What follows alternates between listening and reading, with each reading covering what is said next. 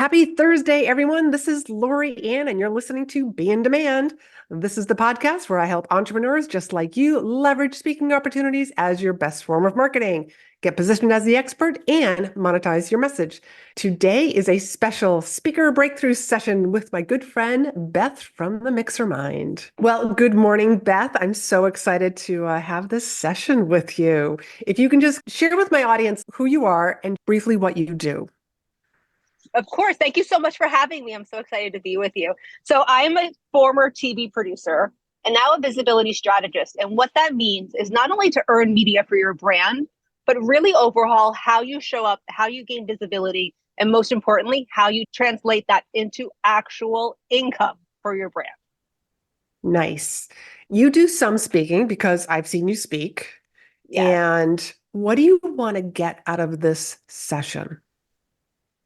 I'd love some direction on how to really create a strategy to book paid speaking gigs.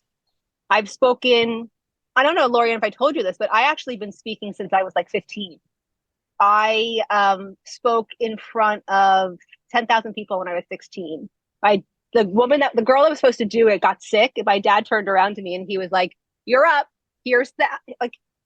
She wrote a script. I wanted to be an actress at this time. So I was like, I could do this. So I really, and then I was elected at like every funeral I spoke and every wedding I spoke. I'm like the my family's brand, right? Yeah. Spokesperson. And as I started creating a digital blueprint for myself, my first was in food. So I would like get up in Mhm. front of a room and teach you how to make roast chicken. And that turned into TV. And that turned into, for me, I was like, I can't talk about broccoli anymore. Let's talk about strategy and how to get like email subscribers. I geek out on the business side of strategy. So when I transferred into really speaking about showing up, being bold, being visible, being out there, I don't honestly know how to translate that into an actual speaking career other than showing up on stages for events that I go to or for communities. I don't know how to make a transition into actually using speaking as the visibility vehicle to then funnel people into my programs and my offers. Oh, absolutely. And there's so much opportunity for you. So first off, I'm going to share with you that there's 225,000 professional trade and associations here in the US. No That's idea. a six-figure number. There's an association for everything. You go to the Yes. circus and the person that takes the balloons and turns them into animals. Yeah, there's an association for that. I share that because That's so there funny. really is an association for everything. So it's about you, I think, also finding those associations that you would be Okay. perfect for. And I would focus on one industry, maybe two. And here's why. Okay. I want you to climb to the top of that mountain. So that mountain is like that particular industry, whatever that is. Let's just pick real estate, okay? You Okay. climb to the top of real estate.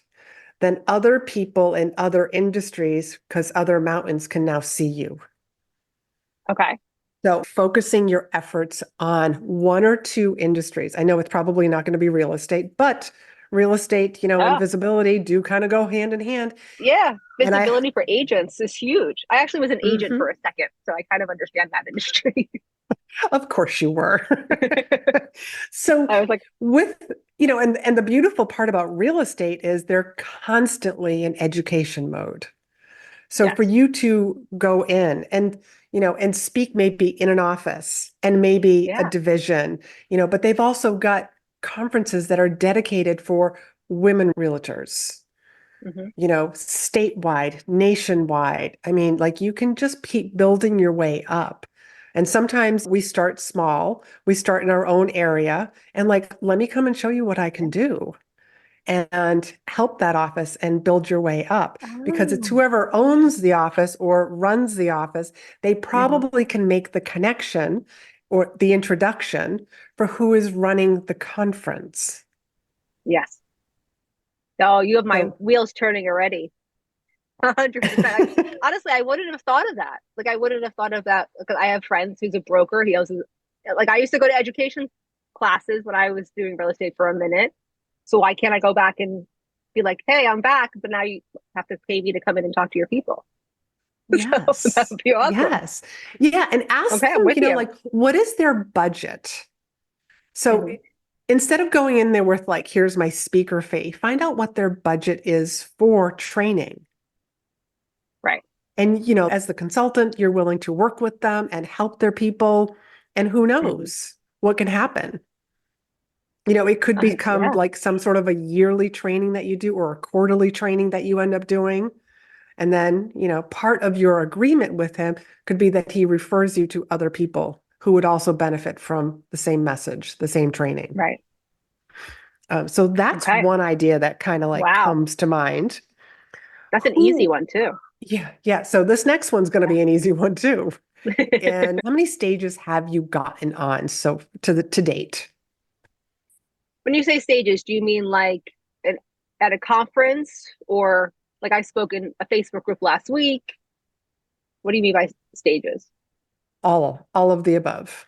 A Oh, Facebook group, a real stage, a virtual stage. And when I say real stage, I mean like a physical stage. I have probably speak once or twice a month to a community. In April, I've spoken 4 times already. Okay. Yeah, What'd you do last year? What'd you do last year and the year before? probably the same, around the same thing. Not as many as a month. I do a lot more podcasting, but I do speak regularly in people's communities and people's group. I would say 8 to 10 last year, Okay. at least. It's And the something, year you know before what, that? Laurie-Ann, I haven't tracked, so now I'm gonna have my VA go back and tracking, so I have real numbers. Um, 2021, I wasn't really speaking. 2019, I was speaking weekly. That's really what I was doing. Um, but 2022, I would probably say 5 to 6. I was kind of ramping up. Okay, here's what I want you to do. And this is one of the tips that I do share with people a lot. I want you to go back in time and reach out to those people that you've spoken for. So 2019, you spoke weekly. So you got about Yeah, 50 people that you probably can reach yeah, out to and just reconnect with them. See smart. what's going on, and you can literally start the email off with, I can't believe it's been 5 years since I spoke for you. Right. It's like, I don't even know where 5 years went. Oh, I do know where it went, and just get back on a call with them. And how can Yeah, I help you? This simple tactic will get you rebooked. And, like anybody that you're speaking for, like this year, you want to reach out back out to them in 2 years' time. If it's a conference, we'll just take conferences, for example. I right. wouldn't want to bring you back next year, but I would want to bring you back in 2 years That makes sense. Okay. so that you're in front of new people. Maybe you've got a new speech, a new presentation that you Right. have. But going back in time in 2019, you've got a lot of people that you can reach back out to. So that will help you get back on more stages and have more bookings. And I mean, if you're already doing like 1 to 2 a month, that was 1 to 2 a month. What are you doing right now, you said? Yeah. April's been really busy. I haven't had as much of a strategy for that. But I have connected with people who are doing talks later this year. So what I did first quarter is like anyone who I saw had a conference, I'd be like, "Hey, are you looking for another speaker?" And when they said no, I said, "Okay, would you consider me for your next event?" So now I need to reach out back for those people. It's very much like media, as you know. It's Yeah. the same kind of Yeah. same kind of thing. But I hadn't thought about it in the way that you're talking about it. Because I think I'm always going out looking for new ones where I could just kind of stay where I am and just continue to be in the ones that I'm in. And then leveraging those, and instead of just speaking on those, creating some sort of partnership around those, so that it becomes a win-win for both of us. Not just serving their clients, but affiliating for me and affiliating for them. I can see how it could be bigger that way. Because I think when I think about speaking, I'm like, I want to go to some place, get paid $5,000, get my check, and leave. But as I listening to your podcast, like it's so much broader than that. Yeah. I mean, and there's getting I paid on learned the that from the front end. podcast. Right. Thank you. Thank you for listening. There's getting paid on the front end, and then there's getting paid on the back end. And the back end can be very, very lucrative. Yes. I think that's where you make bigger money.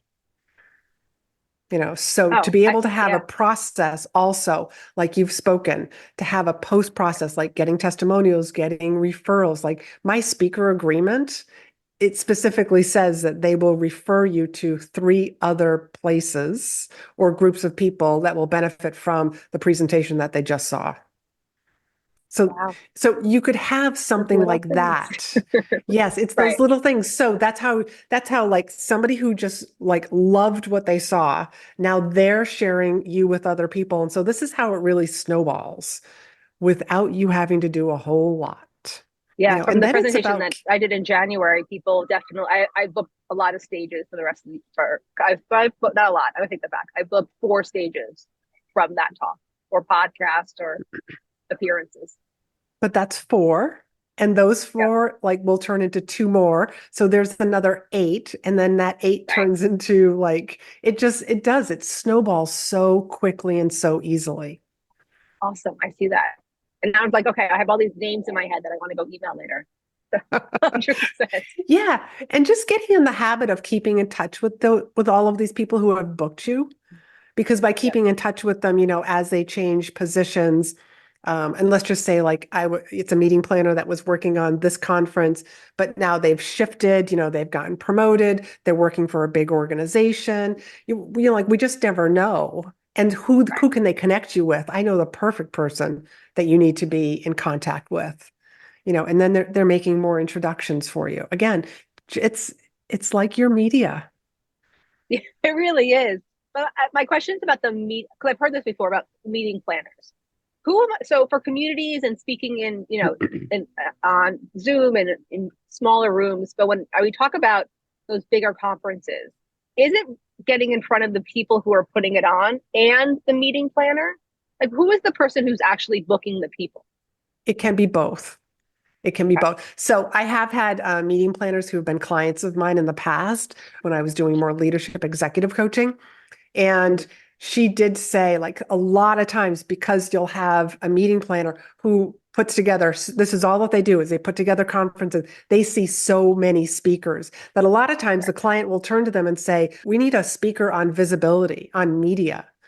Do you know anybody? So they would rather have somebody who's got that this is a great referral versus let me send an assistant out to try to find somebody and, or I got to go through like a speaker bureau and they know that they're going to pay through the nose for somebody like that. Right. So it's a little bit of both. Interesting. So finding two speaker bureau or two planners to create a relationship with would Hmm. probably be a good thing, a good strategy. Yeah. And so when you go to conferences, especially a conference that you really enjoyed, see if you Mhm. can find out who the organizers are, whether it's an association just has their own volunteers, or they might Right. have an actual meeting planner or a meeting conference organizers, find out who it is. And you just go over there, compliment them, how much you loved the Oh, conference, yes. and that you're starting to build that relationship with them. Yeah. Like, how did you come up with this XYZ idea? And just letting them know how much you enjoyed it. And hey, when do you start planning this for next year? Because I already noticed Right. you're starting to sell tickets. And so Yeah. they'll tell you, oh, we start planning this and booking our speakers in 6 months. Right. So be in touch in 6 months. So I appreciate that. Yeah. And that's the same kind of thing. So I'm going to a huge conference in Austin in May next month. So I will see if I can figure that out and I will report back to see if I can, I'll me, I'll record it. I'll see if we can like create a whole reel about it and I'll tag you and we'll see what I'll me, Yes. I'll try. Can't hurt. Yeah. That's what I love about you. I'll try anything. Let's go.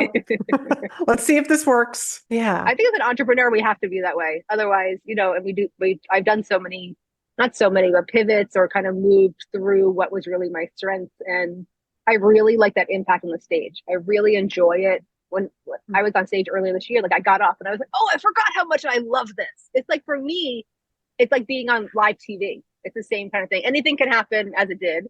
And it's just rolling with it. And it's that great experience that you prove, for me, it's proving to myself that I can do it.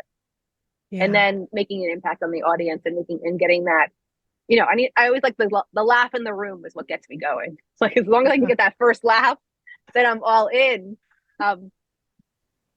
This has really been helpful. I really appreciate it. When I think about going and trying to, like, I used to book corporate because I was in the I was in the food industry, and I like come in and do like a healthy lunch and learn. Like, that was easy. I feel like sometimes it's harder for me to figure out which way to go with corporate, because it's not an easy fit. But like you said, real estate or anything that's that kind of association, a doctor's association, like, everyone needs visibility. So coming in and talking about how to up level your personal brand on anything, including, with an eye to visibility, could be helpful. Yeah. You have like so many industries that you could target and help and go for, and even corporate. You're not going to run out of places. I actually just spoke at my high school. I went back and spoke, and they had a whole like women's day. And I just spoke about how to brand yourself for your own social media, for that kind of visibility. Because we were talking to high school kids, and they were like, no one has ever talked to us about how to really be good on social media. It's always social media is bad. Don't do this. Don't do that. Don't do this. It's like, we all need to have that brand for social media. And when I look at C-suite individuals, and like, even like where my husband works, I'm like, you still need a personal brand no matter what you do. You don't need to be an entrepreneur. So that's what I'm thinking. Yeah. That's the way that I like to go. And I have the decks already created. It's just talking. Yeah. So. There you go. There you go. That's fantastic. So Beth, before we finish up here, what is one or two big gold nuggets that you're walking away with? Well, I'm going to go call my friend Steve, who owns a real estate company, to go work there. And then I'm going to take a look at the people that I've spoken to in the last 18 months and go back and connect with them if I haven't. And not only see if I can get on their stage, but invite them on my Instagram show stage, quote unquote, as well, so that it's a win-win all around. That's my plan. I appreciate it so much. Fantastic. Now, before we end, would you please give a shout out where people can find you and follow you? Oh, I appreciate it so much. So go to Instagram at Beth Nydick. Make sure you like, and then go to my link in bio. You can download right there the 5 proven formulas for a subject line to make sure that you can actually get booked on your favorite podcast. And that is Beth and Nydick, Nydick. Go find her. Grab that lead magnet. And thank you so much for coming on. Thank you. This has been such a joy. I really appreciate the advice, and I appreciate you doing this, because I think showing both sides of the podcast, talking about my expertise, but really saying like, hey, this is not something I know about, and it's okay to ask for help, and it's okay to be coached publicly so that we all can learn together.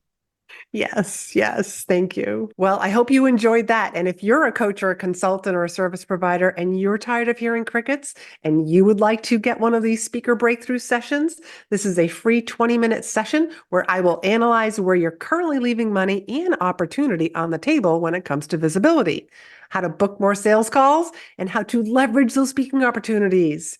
You can go and book your 20-minute session at speakandstandout.com/SBS for Speaker Breakthrough Session. See you next time.